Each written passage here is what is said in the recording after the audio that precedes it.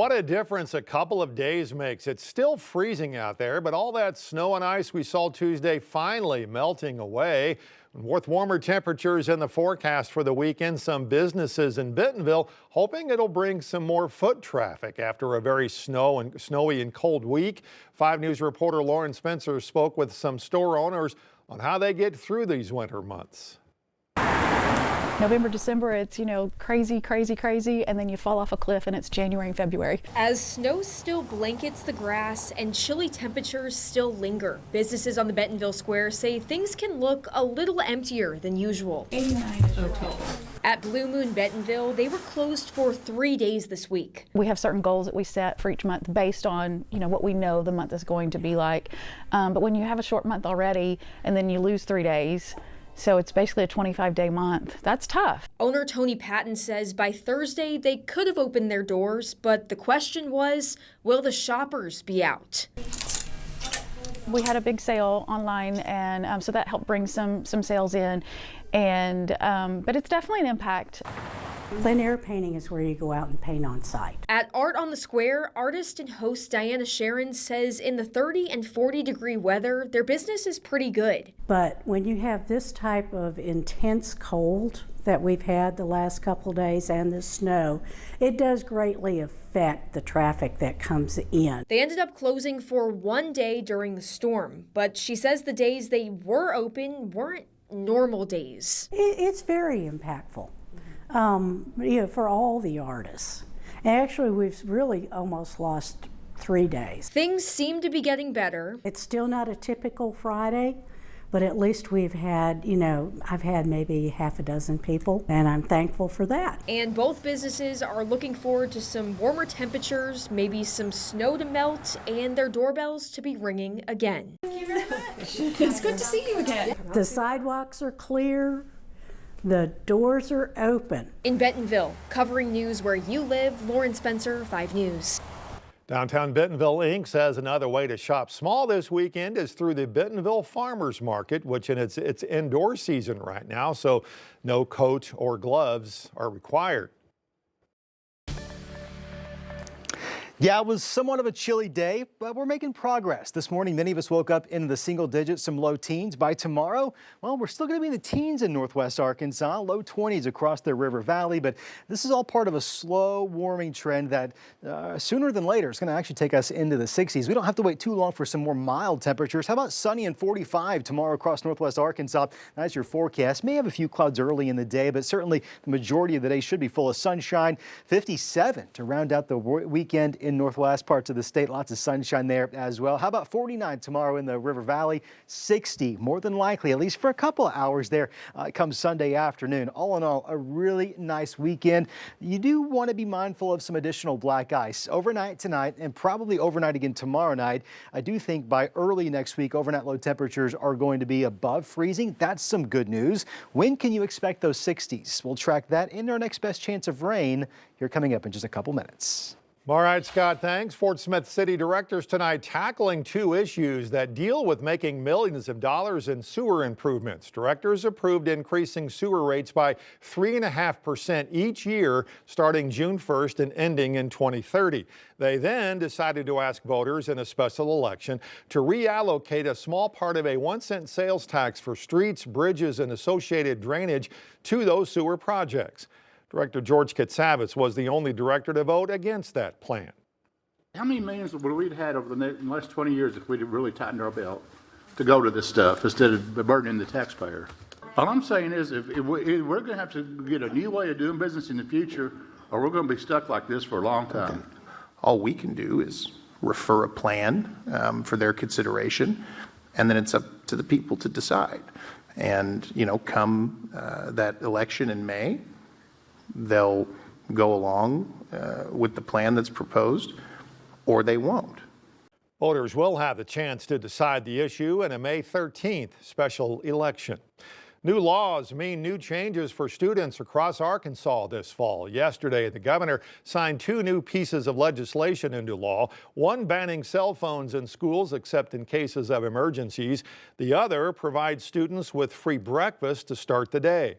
Fayetteville Superintendent Dr. John Mulford says 41% of the more than 10,000 students in the district rely on free or reduced meals. I think it is a huge financial benefit for families. We're excited about that. It also makes it a little easier on the school side, not having to worry about taking money or charging an account for breakfast. And hopefully this is a step towards universal free lunch as well in the not too distant future. Now, as for the Bell to Bell No Cell Act, Mulford says reducing cell phone usage is more about student health than the phone itself. You talk about student mental health and focus on academics. It's often those social media components and platforms and time that takes to do all that diverts their focus and creates poor self-image and those kinds of things. Dr. Mulford says he will be working with the school board to figure out exactly how to implement both the free breakfast and the no cell phone policy when that does go into effect this fall. Today, Arkansans paid their final respects to former Governor Jim Guy Tucker. State Capitol opened its doors this morning as Tucker's body lied in state at the Rotunda. The state was under his leadership from 1992 through 96. It followed a lengthy career in public service. Tucker died last week at the age of 81. Governor Sanders has ordered all flags, by the way, at half-staff for Tucker through Monday. New tonight, President Trump has fired Air Force General C.Q. Brown Jr. as chairman of the Joint Chiefs of Staff. General Brown's 16 months in the job had been consumed with the war in Ukraine and the expanded conflict in the Mideast. In a statement, the president thanked the general, calling him a fine gentleman and an outstanding leader. Now, it all comes as the president continues to cut the size of the federal government. And as Erica Brown reports, some lawmakers are facing backlash about these widespread cuts. Okay, Howard. You're in. At the White House Friday, President Trump discussed a possible plan to merge the U.S. Postal Service with the Commerce Department while swearing in Howard Lutnick as its secretary. We want to have a post office that works well and doesn't lose massive amounts of money. And we're thinking about doing that, and it'll be a form of a merger, but it'll remain the Postal Service, and I think it'll operate a lot better than it has been over the years. Earlier, the president hosted a bipartisan group of governors and had a heated exchange with Maine's Democratic Governor Janet Mills about transgender athletes. Your population doesn't want men playing in women's sports, so you better comply, because otherwise you're not getting any federal funding. See you in court. Every state, good, I'll see you in court. I look forward to that. The Department of Education then announced an investigation into Maine's Department of Education. The Trump administration is also slashing more federal jobs, and the Pentagon announced plans to cut 5,400 probationary employees next week. Some lawmakers, including Republican Congressman Kevin Hern in Tulsa, are facing backlash from constituents about the widespread cuts. We're seeing the administration undermining Congress. Will you call Elon Musk in to testify under oath? My concern right now, and I think I speak for a lot of Americans, is Elon Musk. Hern deflected criticism, saying Congress has been unable to curb excessive government spending. Erica Brown, CBS News, Washington.